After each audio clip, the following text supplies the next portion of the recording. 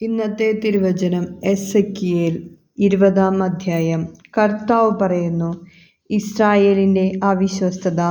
7-ാം വർഷം 5-ാം മാസം 10-ാം ദിവസം ഇസ്രായേലിലെ ശ്രേഷ്ഠന്മാരിൽ ചിലർ കർത്താവിന്റെ ഹിതം ആരായാൻ എൻ്റെ മുൻപിൽ വന്നു. കർത്താവ് എന്നോട് അരുളിച്ചെയ്തു, മനുഷ്യപുത്രാ, നീ ഇസ്രായേൽ ശ്രേഷ്ഠന്മാരോട് പറയുക, ദൈവമായ കർത്താവ് അവരോട് അരുളിച്ചെയ്യുന്നു, എൻ്റെ ഹിതം ആരായാനാണോ നിങ്ങൾ വന്നിരിക്കുന്നത്? ഞാനാണേ, എന്നിൽ നിന്ന് നിങ്ങൾക്ക് ഉത്തരം ലഭിക്കുകയില്ല. ദൈവമായ കർത്താവ് അരുളിച്ചെയ്യുന്നു, നീ അവരെ വധിക്കുകയില്ലേ?